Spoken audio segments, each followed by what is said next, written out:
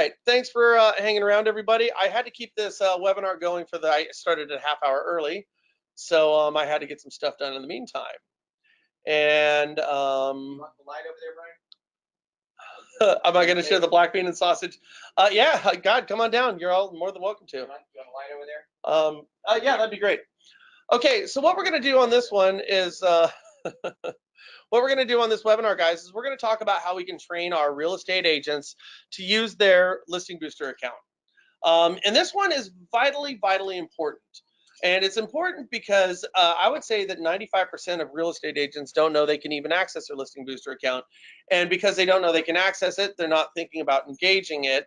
And even if they can engage it, if they're not using it, then it's not going to become indispensable. When it becomes indispensable to them and you're the one who's offering this product to them, that positions you to earn their business. So a couple of things that I would do, and we're going to talk about best practices here for the next half hour. The first thing is, let's assume that you have real estate agents in your Listing Booster account right now, and let's say that they are not engaging it, okay? What I want you to do is on your Listing Booster account, whenever a real estate agent gets a new listing, what takes place is that they're going to get an email from you. They get it. They probably don't see it because their email account is all jacked up like mine is. But it says, hey, congratulations on your new listing. Here's the link to your single property website, your virtual tour, your Craigslist post. Here's your short code. Here's your video. Here's everything that you have, and it gives you all the links. But it also sends you that email at the same time, okay? So whenever you see one of these emails come up, and this is best practices for you, one of these emails is going to hit your account. And by the way, if your Listing Booster, if your email is blown out, where you get all the stuff you don't need, go to Gmail and make just a separate Gmail account for Listing Booster, okay? And it'll take you 2 minutes, and then go into your profile in your Listing Booster account and change the your email address to this Listing Booster specific email account. So what will happen there is the only thing that you're going to get there are the things that are pertinent to you and the things that you have to read. Those things are going to be leads when they come in and when a new real estate agent gets a listing. So when that agent gets a listing and they get that email from you on your behalf, you're going to get the same email. Now, when this happens, time blocking is huge.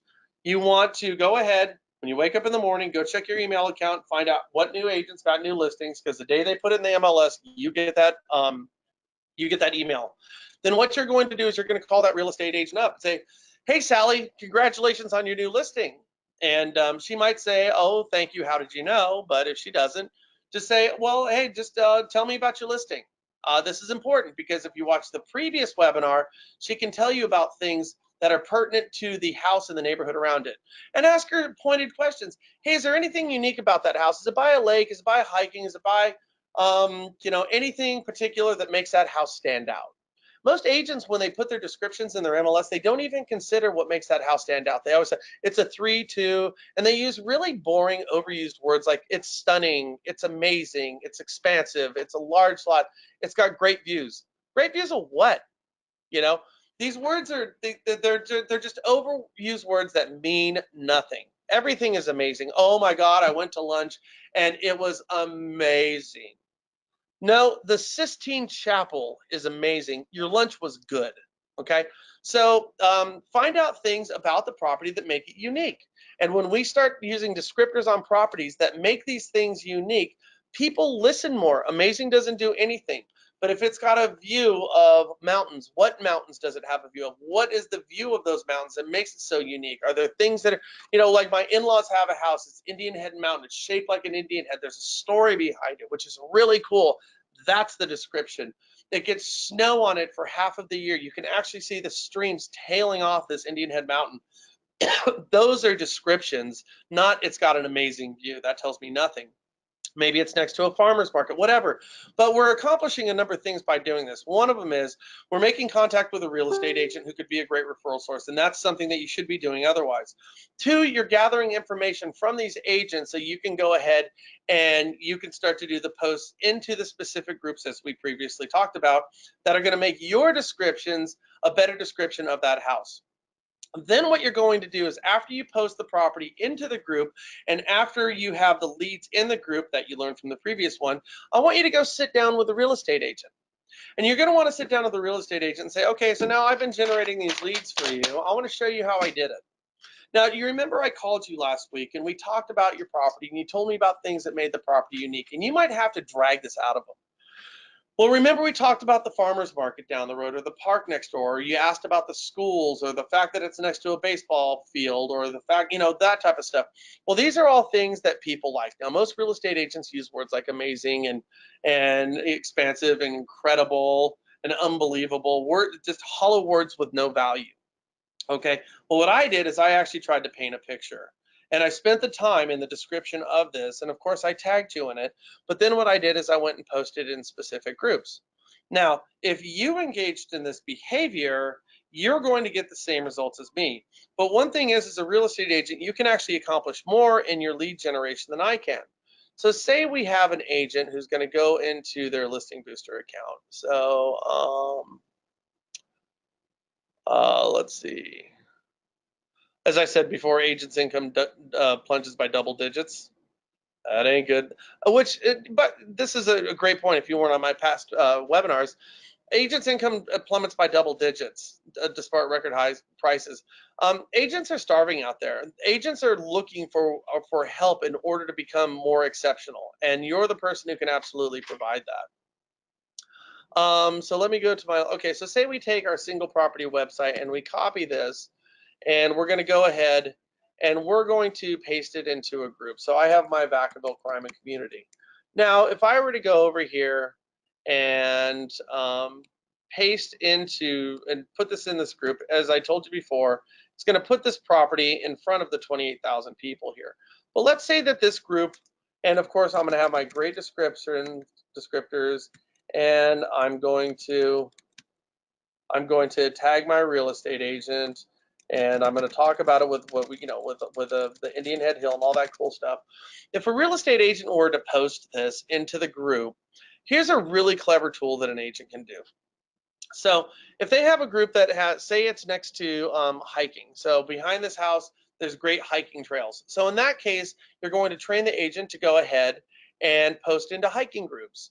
Let me take a step back. The first thing the agent has to do, as we explained on the previous webinar, is go through and like all different types of groups. And it doesn't matter what the groups are, as long as we can tie a house into it.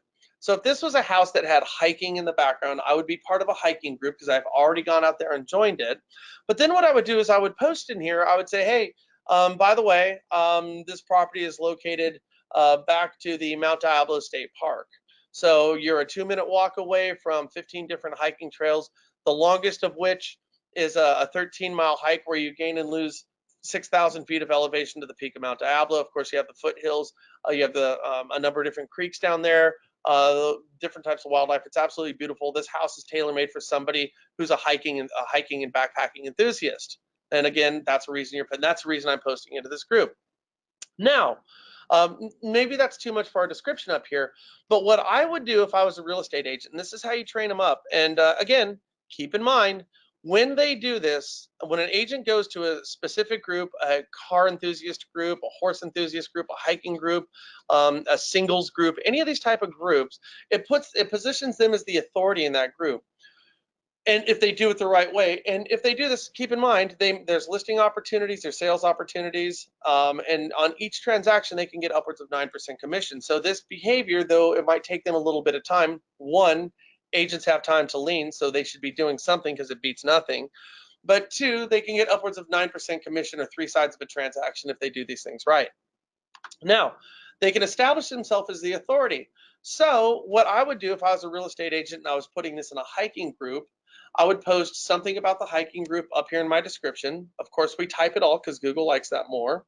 And then I would tell a few friends of mine or a couple other real estate agents, I'd say, okay, when I post this in this group of 5,000 people, 10,000 people, 900 people, it doesn't matter. When I post in this group, I want you to also be part of this group and ask me some questions. Okay, so once this is posted, we're going to post it at noon. Immediately, I'm going to have somebody already over there who's going to chime in, who I know, this is by design. I'm going to have somebody go in there and say, oh, by the way, do you know how long the trail is to the top? Hey, thanks for asking that, Sally. And then you're responding. There's 3 different ways that you can get to the top of Mount Diablo from the trailhead.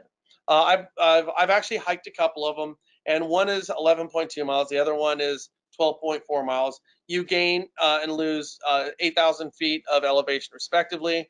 These are considered expert hikes. They're going to take you on average 7 to 8 hours to accomplish, but keep in mind for somebody who likes to get a brisk walk in the morning, just a couple of minutes away along the creek, there's these beautiful creek walks that they can do where you see all this great nature. They see, wild turkeys, squirrels, deer, and occasional larger wildlife. It's a beautiful place. They have all these different wildflowers over there. Even post them. I mean, why not be as descriptive as possible? And then have somebody else come in and say, okay, so now is this area, what kind of loans can you get? Hey, thanks for asking. Because the house is conforming, you don't need 20% down. You can do a 3% conventional FHA, VA. And did you know this area is even zoned USDA where you can get 100% financing on it? There's great financing opportunity with some of the lowest historical rates you can ever get, something that anybody would love. And what we're doing is we're further describing more information on the property and what is around the property, okay? But what happens is when you immediately start creating this dialogue, Facebook takes note of it and they start to share that listing because of the dialogue that's taking place with a larger viewing audience. And the larger the audience that you're going to get, the higher the probability people are going to click on the property. When they click on the property, keep in mind to see the property, we've got our lead capture enabled on this thing. So the question becomes not if somebody's going to click on it. The question really becomes how many people are going to click on it. So, this is pretty interesting. So when folks are clicking on the property, that means they understand they are giving you their information in order to see the content behind whatever that block is. And it's the Listing Booster block on there, and they have to sign in via Facebook. So when we increase our viewing audience, it's a game of numbers, really. When you're marketing online, it breaks down. It comes down to one thing, guys. When you're marketing online, this is all you're doing: getting an audience and compelling them to an action that's going to benefit you. That's all you're doing: getting an audience, growing an audience, buying an audience, getting an audience. And this way, we're borrowing an audience for free on Facebook, oftentimes very large audiences, and we're compelling them to action. We're compelling them to click on the link, which is going to capture their information. That then allows your real estate agent to go ahead and start marketing to them. Okay, so we call this well, this is kind of, it's not dirty pool, but it's something of a trickster thing. It's a Facebook hack. So we go in here and a real estate agent has people waiting strategically to go ahead and create conversation there. That gets you a larger viewing audience. It creates interest in that property. Your conversion ratio goes up along with your audience size. Depending on what the group or the topic is, it also starts to establish your real estate agent as the authority on hiking, horses, cars, whatever it is, and people who are in that group have a higher probability of working with your agent. So the intended benefit of that action is to get more people to click, so you're generating more leads. The unintended benefit of that activity is going to be more visibility for that real estate agent and allow them to potentially earn more business as a consequence of what they're doing. It's a very, very simple tool. But again, it doesn't happen unless you're sitting down with that real estate agent and you're actually showing them their login. Now, half the time with that real estate agent's login, they're not even going to know how to do it. But you have access to your agent's account through your Listing Booster account. So if I were to go to my Listing Booster, it's over here. Understand that you as a loan officer, you can log in as your real estate agent. So you're going to sign in under your account, and then you're going to go to your agents, and then you're going to actually log in as your agent. And when you log in as the agent,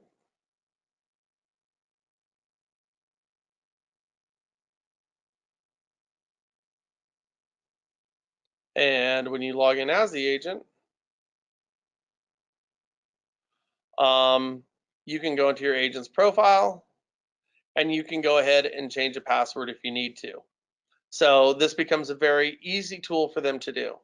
Okay, so what we're doing right now is we are simply going to train our real estate agents to go ahead and post into groups as you had been doing on their behalf. You're going to have a higher conversion rate, guys, if you've already posted a few of your agents' listings and if you already generated some leads, because that's going to show them proof of concept. Okay. Now, one of the other great strategies for agents to do, and this is really kind of brilliant, and it's something of a hack, but we do things differently here, is when your agents are going on their listing presentations. There's a few things they can do. The first one is that I assume that they're going, oftentimes going on these listing presentations, the listing's in the bank, but let's say it's not. Let's say the real estate agent is actually going and competing against other agents because some people don't want to give their listing to their daughter or their neighbor or their best friend. They want to give it to the person who's going to do the best job. So we always train our agents, when you're going on your listing presentations, I tell them this: hey, by the way, of course I'm going to hold your house open. Of course it's going to be in your MLS. Of course I'm going to use my sphere of influence and my lender's sphere of influence to try to hunt down the next homeowner of your property so we can sell it for top dollar as quick as possible. Of course I'm going to do all the things everybody else is telling you. Of course I'm going to have single property websites, virtual tours. Of course I'll put your property on Zillow and Truly if it comes to that. In this market, I don't think you necessarily need to do that. But what I want to let you know is when you list with me, all of my marketing pieces have something called lead capture on them.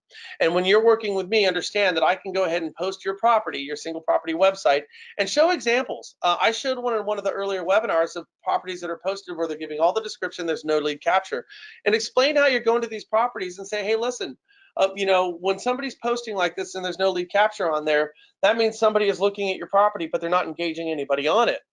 And when they're not engaging anybody on it, that means that there's not a salesperson there who could tell them exactly why your house is the one for them. We cannot persuade them to look at your house, fall in love with it, and put offers in on it and try to get a bidding war on this thing.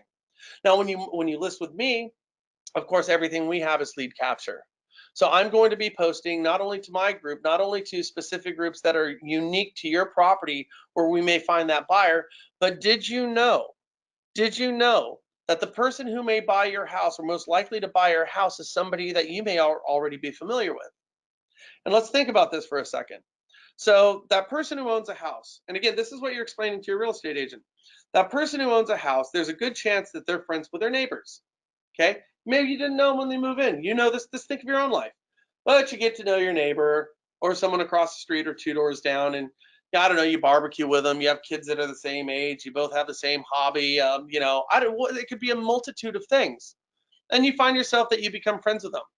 Carrie Ballinger, case in point, good friend of mine. They were my neighbors.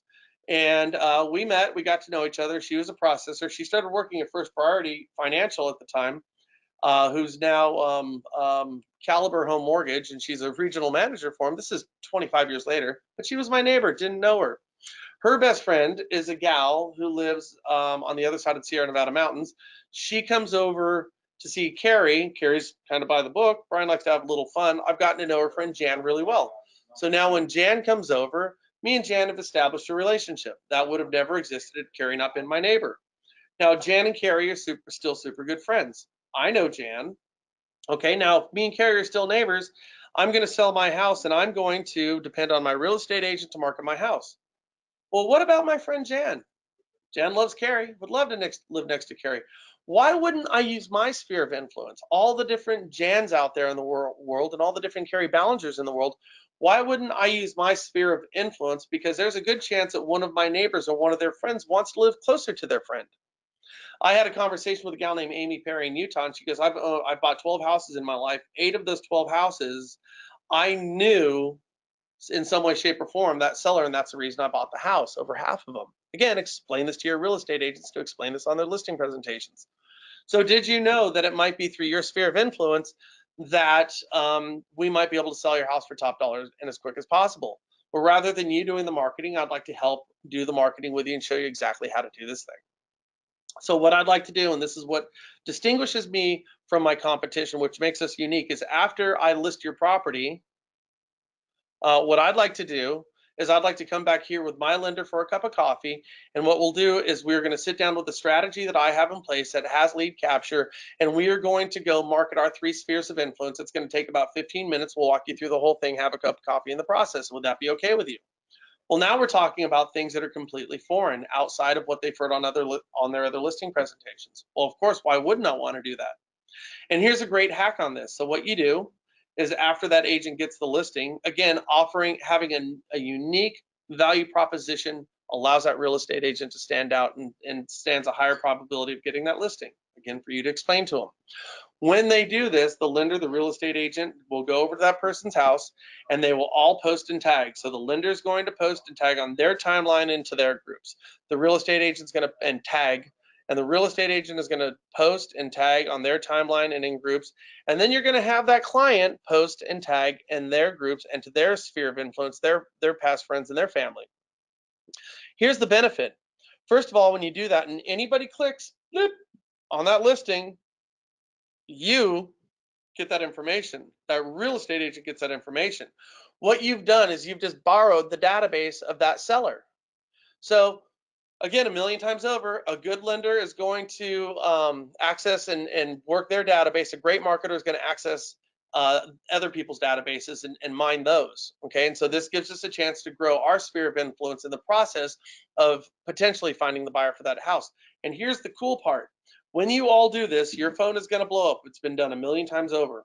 Where you're going to be sitting there having your cup of coffee, and immediately it's going to be going bleep, bleep, bleep, bleep, bleep, bleep, bleep, bleep, and all these leads are going to come in, and it's going to wow the real estate agent, it's going to wow the seller, and then you guys are going to say, well, it looks like we have our work cut out for us. We need to go back to our office and again find the person who wants to buy your house. Thank you for your time. This was really informative. Now, what we just did is we just shocked that new seller and shock them in a good way. And of course, the real estate agent, you will train them to always have a call to action. Hey, by the way, we got our work cut out for us. We're going to head back to our office and work on this. As you can see, we do things differently. I do things differently over here. So when you know your neighbors or your friends or anybody who's thinking about selling their house, make sure they list with me because we do things differently and you want to help your friends as well. I totally appreciate that. So we always have our call to action. So this is great on listing appointments for the agent to get the listing, and it's great at positioning themselves by showing how they do things uniquely and differently. Okay, so this is an absolutely fantastic strategy for your real estate agents. So it goes something like this, guys. When a new listing comes up, goes like this: establish an email account that's going to be separate, so it's only your listing booster information with Google. Takes you 5 minutes. Go in your profile and change out that account so only your leads and only the new listings for your agents show up. When those agents show up, you're engaging in best practices by calling them up and congratulating them on their new listing. Then you want to say, I want to show you how to maximize the capabilities of your personal listing booster account. Set an appointment, go to their office, sit down with them. You can change your password if you need to. Show them how to post strategically into groups. Explain to them why it's important to be descriptive about the properties, because words like amazing and beautiful and gorgeous are empty words at this point. Give actual descriptions. Teach them the hack of having their friends make posts when they're posting into their group or even on their timeline. That's going to allow Facebook to put their properties in front of more people, and more people is going to generate more leads. Of course, make sure you have your lead capture on. And then they can go ahead and certainly follow up on those leads as we just explained in the last webinar. From that point, when they're going on their listing presentations, explain to them that it is second nature. Of course, they're going to have everything, their single property websites, virtual tours, videos, marketing, all that's going to be done. May be dismissive about it. Of course, I'm assuming everybody is going to do that. And most people don't have that on their listing presentation. And by saying, of course, everyone's going to do that, they should do it. But I go beyond that. We're allowing that real estate agent to stand out because real estate agents are offering the same product at the same price as everybody else on these listing presentations. And unless you stand out, you're not going to get the listing. When they do stand out, that's an opportunity for you, the real estate agent, to sit down with a seller and borrow their sphere of influence. You do that because it's going to position the real estate agent to get more listings, which will make them beholden to you for the activity and allow you to get more leads from them outside of your listing booster account. And it's also going to allow you to grow your sphere of influence and database by borrowing the database or sphere of influence from that seller. Also, as a lender, not to be lost in this whole thing is because you're helping that seller and people really believe in the whole concept of reciprocity where they want to help those who help them. Make sure you tell them on this new listing, somebody who just listed who's probably buying another house in your area, that you also do financing and would like to take a run at their loan to see if you can offer them a better deal. Because those, if they say yes, are not online leads with a low conversion rate. Those are actual referral clients who will close in a very short period of time. These are great things that you can share with your real estate agents. You can do it now. And of course, for you loan officers, always have a call to action. When you're sitting down and sharing this with your real estate agents, tell them how you want to share it with their friends as well. And are there any other agents in their office who you could sign up for Listing Booster? And when you have that conversation with those they refer, drop a name. It's going to make the conversion go faster for you. If you engage in these activities, your real estate agents will be better at what they do, and you will grow your database and your business as a intended consequence of your activities. So keep this in mind. Thank you guys today for everything. This has been really fun. I am going to do this again next week with different strategies, short, fast, to the point, to help you grow your database so you can become a top producer, as I see with so many of our other Listing Booster users. With that said, I will talk with you soon, and it's been a super blast today. Bye.